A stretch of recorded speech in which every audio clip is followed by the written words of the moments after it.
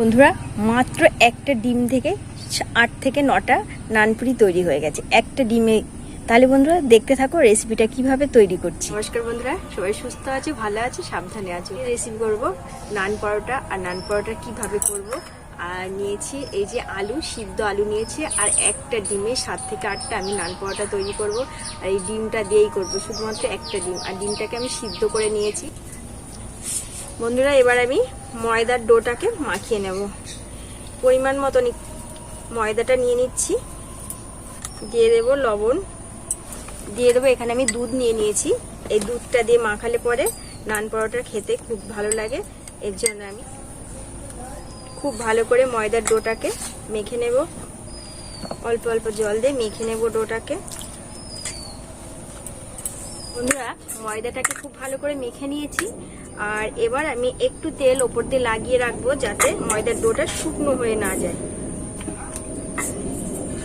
করে চারিদিকে লাগিয়ে নিয়েছি। আর এটাকে আমি 5 মিনিটের জন্য রেস্টে রেখে দেবো। এবার যে আলু আর ডিমটা আছে এটাকে আমি এবার গ্রেট করে নেব। তাহলে যে ভেতরের লামসটা থাকবে না, একদম মিহি হয়ে যাবে। এবার আমি ডিমটাকে গ্রেট করব। ডিম আলুটা আমার গ্রেট করা হয়ে গেছে। পেঁয়াজ কুচিটা দিয়ে দেব, লঙ্কা কুচি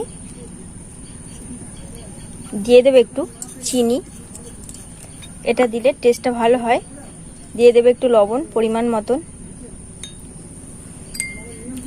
সমস্তটা খুব ভালো করে মিশিয়ে নেব। খুব ভালো করে পুরটাকে আমি মিশিয়ে নিয়েছি। এবার আমি পুরটাকে রেখে দেব।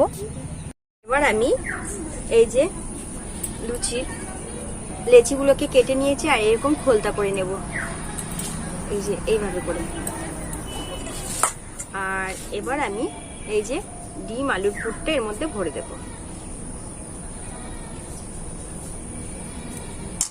দিয়ে এইভাবে করে আবারও মুড়ে দেব। এই যে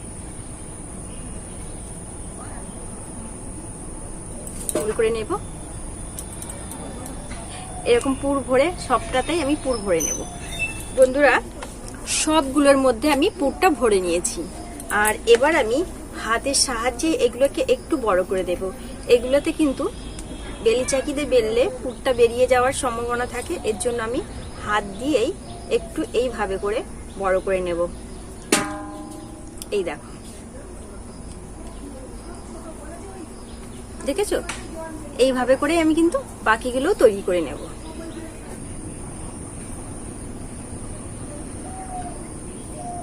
দেখো কত সুন্দর করে। আর প্রত্যেকটাই কিন্তু এইভাবে করে কিন্তু বেলে নিয়েছি। দেখো বন্ধুরা দারুণ লাগছে কিন্তু। বন্ধুরা এইদিকে আমি কড়াইয়ের মধ্যে কিছু পরিমাণে সাদা তেল দিয়ে দিয়েছি, একদম অল্প করে। আর একে একে এবার আমি নান পরোটাগুলোকে ভেজে, এই যে বন্ধুরা এইভাবে করে কিন্তু ভেজে নিচ্ছি। এটা ভাজা হয়ে গেছে, এটাকে আমি তুলে নিচ্ছি। আর বাকিগুলো একে একে ভেজে নিচ্ছি। দেখো বন্ধুরা নান পরোটা কতটা সুন্দর ফুলছে, এই দেখো।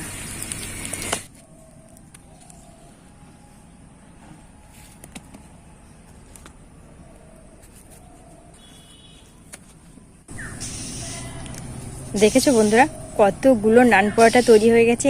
একটা ডিম দিয়েই কিন্তু এতটা নান পরোটা হয়ে গেছে। আর এটা কিন্তু খেতে কিন্তু দারুণ লাগে, এত সুন্দর লাগে না, ভীষণ সুন্দর লাগে। আর সময়টাও কিন্তু খুবই কম, একদম অল্প সময়েই তৈরি হয়ে যায়। আর ঘরে থাকা উপকরণ দিয়েই কিন্তু এইভাবেই নান পরোটাগুলো তোমরা কিন্তু তৈরি করে নিতে পারবে। দারুণ খেতে লাগে আর দারুণ টেস্টি, এত সুন্দর খেতে লাগে, ভীষণ সুন্দর লাগে। উপকরণগুলো ভীষণ কম উপকরণ। আর তোমরা যখন হাতে 5 মিনিট সময় পাবে আর এই ধরনের পুর করে তৈরি করে নেবে, ডিমের পুর করে নানপুরিটা তৈরি করে নেবে, খেতে দারুণ লাগে।